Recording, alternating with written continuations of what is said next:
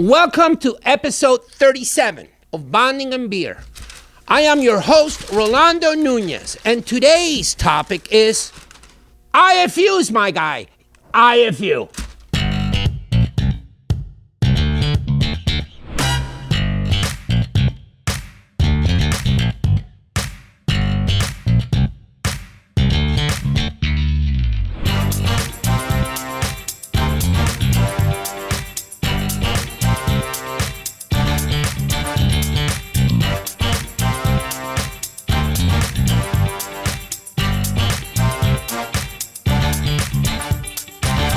Welcome to Bonding and Beer. It's 2026. I hope you had a wonderful break, a wonderful holiday, that you had a fantastic new year, and that you enjoyed this, well-deserved break with your loved ones, with your friends, with your family. I hope you had a great time, because I did.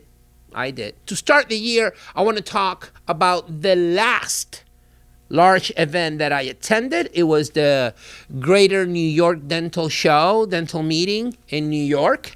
The Greater New York Meeting is one of the largest, if not the largest dental meeting in the United States. You get a lot of people from, different countries, and there is just a lot of people in general. And it was great. I had the opportunity to give 2 presentations while being over there. Each one of the presentations they were short presentations, but they were very well attended. Shout out to some of the people that came in and said that they were followers of the Bonding and Beer podcast. Some of them said, "Hey, my regards to Jeremy, the producer." That was cool. And, we had a great time. And I really enjoyed sharing with some people over there at Great New York. So at the end of last year, I was wondering until when I could work with a burger trailer, with my little food truck, right? So we had an event at a cottage market in Newark, Illinois. Very small event. And we drove there. This is December 7th or something like that. And I knew it was going to be cold. But I figured we're going to fire up that griddle to make them burgers. It's going to be warm. It is not warm inside, Jeremy. It was like a fridge, because this thing is made out of stainless steel. And you know what? Steel is an energy conductor. And guess what cold is? It's bad energy when you're trying to remain warm. Oh, my dear Lord. I was freezing my butt. The beef was getting frozen outside the fridge. It was crazy. So guess what, my friends? Even though I thought I was going to be able to endure a little bit more of the cold weather in order to enhance the season, no, we are done. And I'm not even going to try to go out in January or February. We're done until probably late March. And some of you might think, "Oh, you're such a wuss. You can't stand the cold weather." Hey, why don't you come to Chicago and give it a shot, okay? And if you come to Chicago, I'll take you out for a little joyride in that stupid trailer. It was minus 25 degrees inside. That's crazy. We're not doing that. I'm going to Boston in a few weeks. Yankee Dental. Stop by the booth. I'll get you one of them coasters. We can have a little conversation. You can, if you have a question, I can definitely help you answer. I will have a lecture at this event called Minuteman. So if you want to come and participate in that lecture, you're more than welcome to do so. All right? Stop by and visit us at the BISCO booth during the Yankee Dental show in Boston, Massachusetts in a couple of weeks from now. Remember, like, comment, subscribe. So today we are going to be covering IFUs. All right? So we all make New Year's resolutions. Your New Year resolution should be to read the IFU. It's insane how many problems can be solved or avoided just by reading the darn thing. It's not that difficult. And yes, if I don't want to open that piece of paper, it's too big. I just did it. Okay, I get it. You can find the IFU online. If you type on your phone, Allbound Universal IFU, you will have access to it. And not only BISCOs, you should have access to any product that is being commercialized, sold in any country. They should have online, on their website, the IFU. If you cannot find the IFU online, that's not a reputable company. I'm just saying. Now we're going to discuss how important IFUs are to the clinical procedure, right? Especially if you're trying this product for the first time. Also, we're going to compare some of the IFUs. You know how even though you're trying to achieve the same procedure, how different products may have a different take on that procedure, and those products are made by the same company. That's an interesting take, and we're going to go through that. Also, how difficult or nearly impossible is to standardize how to use a product based on the fact that these products can are considered in the same category. So if you take, for example, a universal bonding agent from, let's say, 3M and a universal bonding agent, let's say, from BISCO. Oh, they're both universal. I'm going to apply in the same way. That doesn't work like that. It doesn't. Each IFU is a little different now. And also, we want to go through what is important. What kind of information is important to gather from an IFU, just at a glance. Okay, what is it that you need to gather from there, right? Like really quick. We're going to go through that. But before we get into the topic, let's crack open this beer that Jeremy, the producer, and I have decided to share with you today. Let's go. We're going to try something a little new today. And this is something that I've tried before. And this is a conversation that Jeremy and I had deciding how to start off 2026. This beer is called Free Wave. The brewery's description, it says, a hugely hoppy, hazy IPA with a juicy body and velvety pour. A trio of hops generate bodacious aromatics of tangerine and grapefruit. So this is fruity. Notes of pine and florals emerge in the secondary palate for an herbaceous reprieve in all the right places. It's luscious, smooth, and highly aromatic. That's one hell of a description. However, the alcohol volume of this beer is 0.5%. This is a non-alcoholic brew, right? And some of you at this point are disappointed, and some of you might leave. And I totally understand you. However, this is dry January. This is something Jeremy, the producer, educated me, in this topic. Oh, are you familiar with dry January?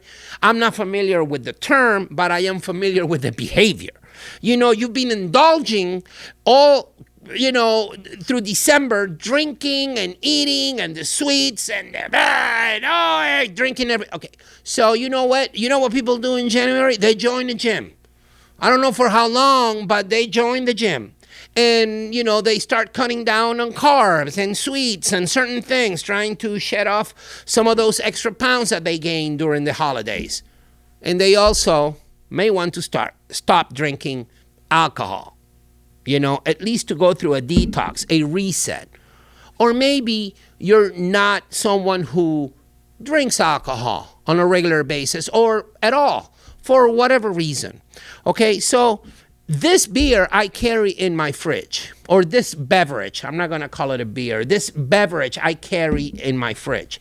And sometimes I feel that I'm craving a beer, but I'm not necessarily craving the alcohol buzz. I'm craving the flavor, okay? The frizzy, the kind of bitter taste. And I have tried a lot of non-alcoholic beers, and this one does the job very, very well. So I'm going to open it right here. And I'm sorry I took a little bit too long on describing this beer, but I thought that it was important to make the point while we're doing a non-alcoholic brew in a bonding and beer podcast episode. You know what I'm saying? So let's pour this guy. And as you can see, this pours like a beer. I've had this many times. I'm going to put it right here. Okay? It looks like a beer. Pours like a beer. I'm going to take a sniff. Smells like the description. Fruity, right? And it is hazy, as you can see. So it fits the description. Now we're going to take a little swig. Sip, sip, sip. Okay? So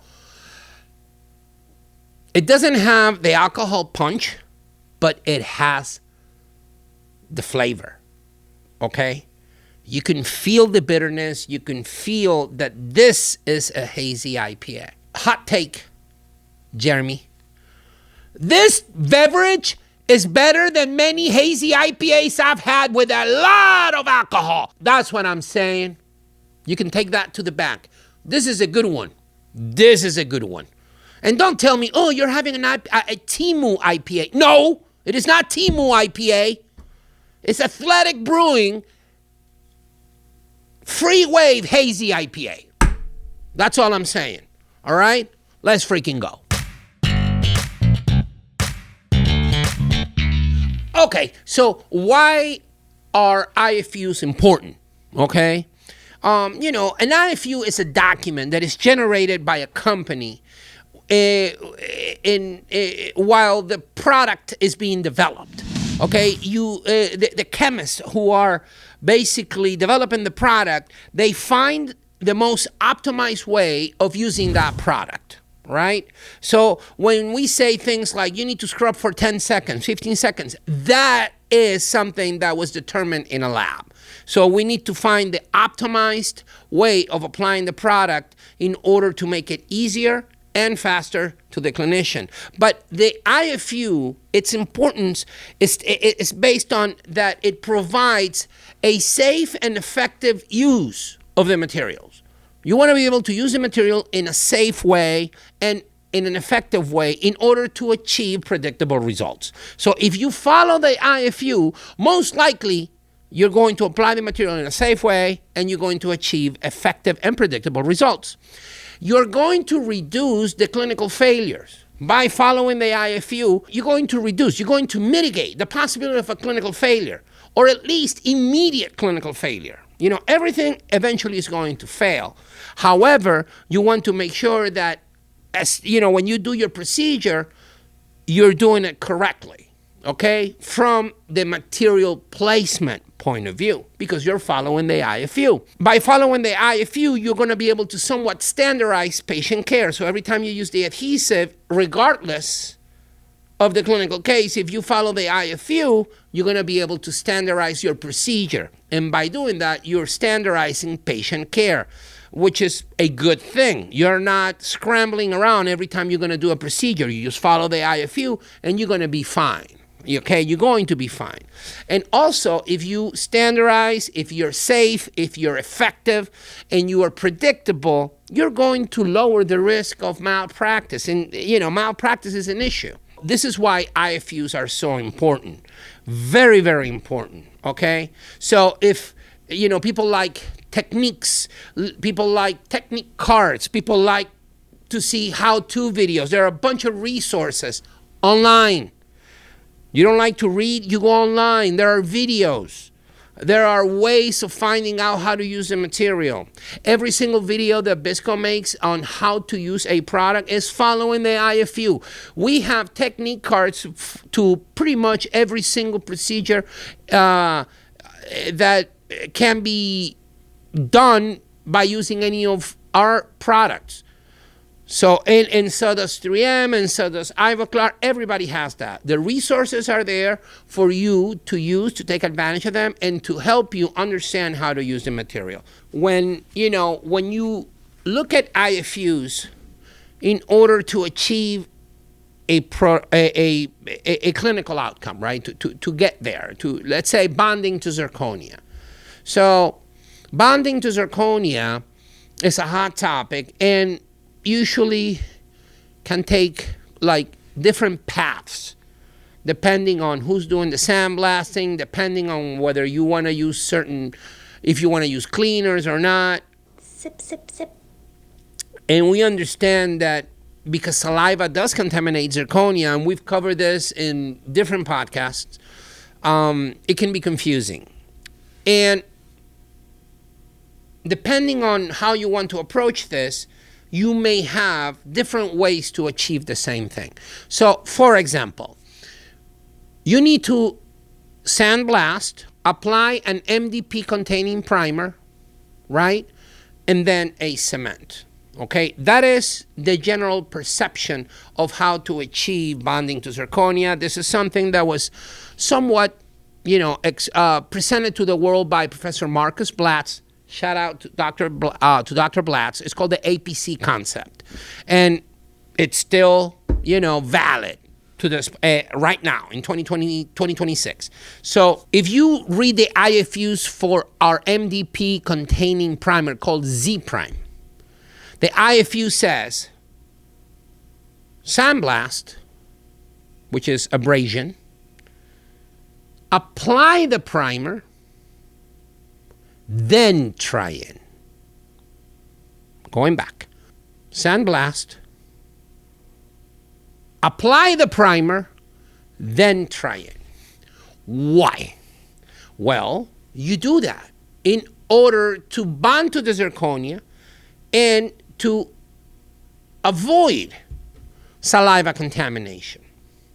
After you try in, you can rinse with water and you're good to go. Oh, but if you rinse with water, are you not going to rinse away the Z-Prime? No, the Z-Prime has already reacted with the zirconia, already bonded to the zirconia. Rinsing it with water is not going to do anything. You're going to be just fine, right? But listen, sandblast, apply the primer, and then try in. See what I'm saying? You need to trust the bond. That is the IFU, the instructions for Z-Prime. Now, we have a zirconia cleaner. And the zirconia cleaner is never mentioned in the Z-Prime IFU. But when you open up the zirconia cleaner IFU, ZirClean, it says, sandblast, try in. Now we have contamination going on. Clean it with ZirClean, which is apply it and let it be there for about 20 seconds or so, rinse it, then apply your primer. See what I'm saying? Totally different, but you are using ZirClean. So the IFU of ZirClean is showing you how to bond to zirconia using ZirClean in the protocol. The IFU for Z-Prime is showing you how to bond to zirconia using Z-Prime without ZirClean. See what I'm saying? So you got two different ways to achieve the same.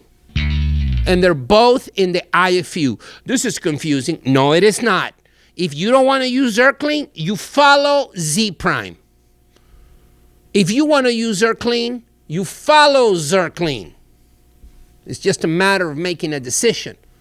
See what I'm saying? So it is important to understand that you may have different ways of achieving the same thing by different products made by the same company. You need to follow the IFU to the T. So here's another issue with IFUs and clinicians. We tend to learn how to use a specific product and it becomes part of our DNA, like your placement of your bonding agent. Oh, this is how I do it, universal bonding agent, right? This is how I do it. I scrub it, I do one application, scrub it, dip it again, and another application, scrub it, then air thin, then light cure. That is all Bon You right there. And then for some odd reason, you decide to change to another product. Clearfill Universal Quick 2. because it's trendy. And you're going to apply it the same way as you apply All-Bond. And that's not correct. Oh, well, Rolando, but they're all universal bonding agents. They're all the same. No, they are not. They are not the same because not all products are created equal. So maybe the instructions, and I don't know, I'm just going to make this up. Okay, full disclosure, I'm making this up. The application is apply, leave there for 10 seconds, and light cure.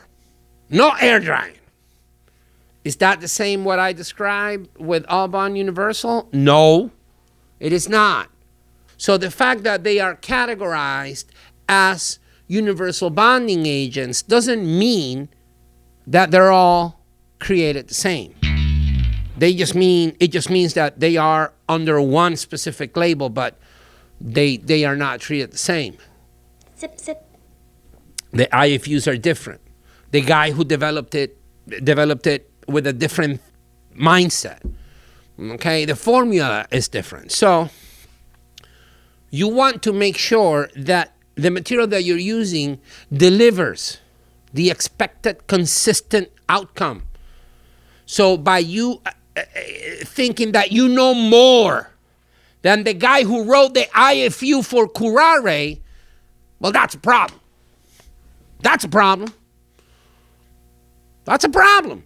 You don't know more than that guy. That guy developed that product, and he's telling you in a written format, this is what you need to do. And you better do it. Comply. And if you comply, you're going to be safe, you're going to be effective, you're going to be consistent, you're going to be predictable, you're going to have a better standard of care, and you're going to avoid malpractice. See what I'm saying? That's important, okay? The last thing I want to talk about is if you open the IFU, right? If you open the IFU, you should get certain things just by glancing at them. Right? So you open your IFU. When you read the name of the material, under the name of the material is something called generic descriptor.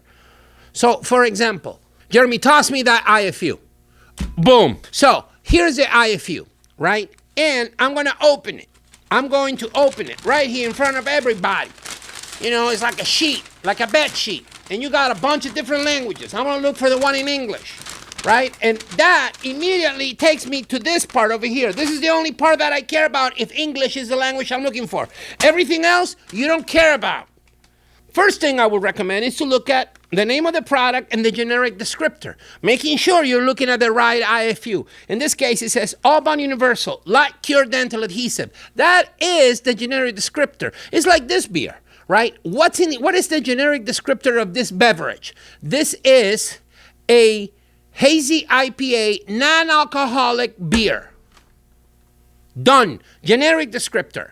It tells you what it is, what's inside that container, what's inside this can, what's inside that bottle, that unit dose of adhesive, right? Now, you have all this information in English, but let's say you're going to do a direct restoration, and Jeremy kindly highlighted indirect restoration step by step. That is what you're going to read. At that specific moment, everything else is not necessarily relevant. This is my step by step, and you start going, okay, here we go. And you review this with your assistant. Hey, make sure we're following this. And this is important, communication with your staff. Okay? So that's interesting. You see? You know what this IFU is for. You know the descriptor of the material. You know the name of the product, and you know the generic descriptor, and you get to the point where you want to, of exactly what you need to do. Right there, step by step. Now, there are other things. The way IFUs are created, not all IFUs are created equal. So for BISCO, this is something we do. We have a section for direct restorations, and we have a section for indirect restorations, right? A cementation procedure. So we believe that makes it easier, right? That makes it easier. Information that is relevant to you, that you can just start looking for. First of all, storage temperature. Some products require to put them inside a fridge. Other products, they are okay at room temperature. Inside a drawer, you always try to avoid the direct sunlight hitting anything that has an expiration date on it. However, if you need to put it in the fridge, the storage temperature will tell you, and it's going to give you a range. Look for it, storage temperature. Here we go, storage of Albany Universal. It says, I can't read. I'm sorry. 36 degrees to 77 degrees. That means room temperature, and you're good. Albany U does not require refrigeration, okay? Per the IFU, all right? And another thing that you can find, for example, if you're using, let's say, a dual cure material, you can find your working time and your setting time. And that's something that is important to you. Your working time and your setting time. So the name of the material, the descriptor, the step-by-step instructions of the specific procedure you're going to perform that, soon. Storage temperature, and in case of something being dual cured or self-cure, working time, setting time. In the instructions, step-by-step, it's going to tell you how long do you need to cure it, at what intensity. All these things you can find very, very quick. There is a lot of additional information, a lot. And maybe you don't want to read all of that. And you can go to the website and use some of the resources that are there for you. Technique cards, how-to videos. But this is extremely simple. It shouldn't be that difficult. Sometimes, even though you think you know, it doesn't hurt to go back to the IFU and do a little refresher just to make sure you're not missing anything. You know what I'm saying? Let's wrap it up, my dear colleagues. IFUs are important. Why? Because they provide the information to safely and effectively use the materials. That's the main thing. That will lead to reduce clinical failures. You want to mitigate. You want to reduce clinical failures. You follow the IFU, most likely you're going to be fine. So depending on the product, there might be different ways of achieving the same goal. Like I just explained, Z-Prime and ZirClean. Two products used to bond to zirconia. One is a cleaner, one is a primer. They have different approaches. And not all products in the same category, not all dual cure cements are the same. Not all self-adhesive cements are the same. They have different storage temperatures, different working time, setting times, these different ways to apply it. Okay? Same thing with adhesives, same thing with everything. You cannot standardize the application of a category of products. That is a mistake. There is no substitute for reading the IFU. None. Oh, somebody told me. No. Read it. Let's go, my guys. I got to tell you, this hazy IPA, I'm enjoying the flavor. It's juicy. It's awesome. I've had it before. It's not a bad beverage. I'm just saying. Jeremy's looking at me like, you support January, dry January, but God, is this even good? Have you had this, Jeremy? Not that specific one. Not, but you've had others? And I think the light or whatever. But from Athletic. Yes. Athletic does shout out to Athletic Brewing Company. They do a good job of making non-alcoholic beverages. They do. 100%. Sip, sip, sip. This is good stuff. I think it would be a little bit unfair to give it a score comparing it to all the alcoholic brews that I've had. So let's start maybe a trend of reviewing non-alcoholic beers. Okay? What do I think? It's great. Did it match the brewery description? Hugely hoppy, juicy body, velvety pores, blah, blah, blah. Yes. It's fruity. It's fine. Because I'm okay with fruity beers now. You know what I'm saying? So for a non-alcoholic brew, of all the ones that I've tried, I'm going to give this guy a 4.7. Non-alcoholic brew, Jeremy. Let's not, put everything in one category as I just explained. because they're all in the same category doesn't mean they're the same. This is a different category in my book. I'm just saying. Would I drink it again? I've been having this for a while, and for sure I'll drink it again. It's fantastic. Now, questions that we get from you guys. Remember, you can send us your questions, bondingatbeer@gmail.com. That's our email. So this is from Isabella Haas. Why do IFUs for adhesives and bonding agents vary so much between brands? Has to do with the chemistry, the formula. You know, your etching time vary based on your formula. The amount of moisture that the adhesive should have or is able to tolerate. Curing times are different. Okay? The IFUs are very formulation specific. They are product specific, not category specific. So, two adhesives that are considered all bond universal, universal bonding agents, same category, could have totally different IFUs. Remember that. Thank you for the questions, Dr. Haas. This is a question from Marcus Bowen. Dr. Bowen, what if the IFU conflicts with what my instructor taught me? IFU is the rule of law. You have the Constitution of the United States of America, and then you have the instructions for use. Okay? That's all I'm saying. So whatever they taught you, what they should have taught you, Dr. Bowen, is to read the IFU. That's what you should be taught. If they told you, oh, do it my way or the highway, that's not a good instructor. I'm sorry. I don't consider myself an instructor. I consider myself somebody who shares information. And my first advice, read the IFU. Let's go. The third and final question from Dr. Colin Moss. What are you most looking forward in 2026? What am I looking forward? There are a few things that I'm looking forward in 2026. The first thing that I'm looking forward to is we're working in a few projects that are super cool, and I cannot, provide much information about it.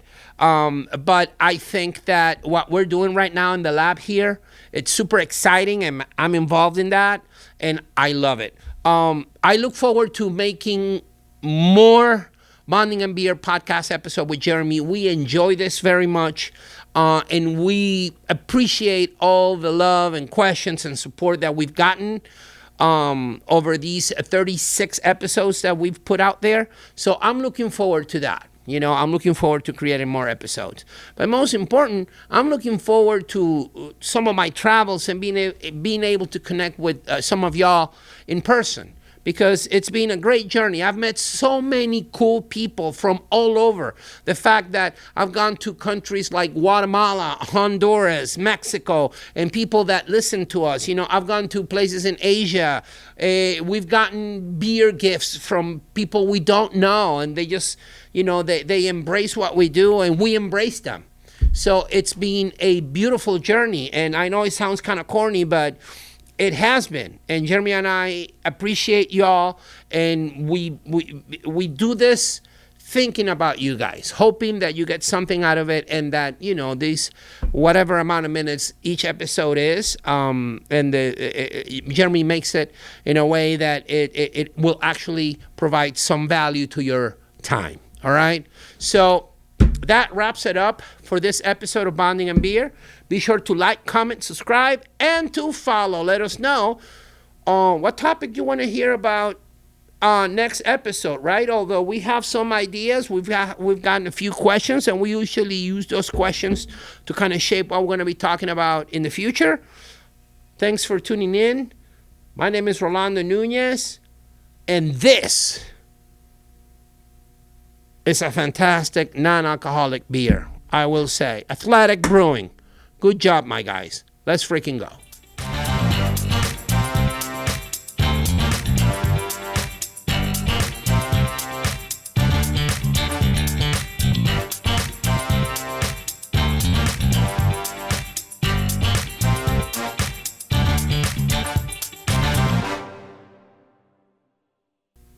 furious.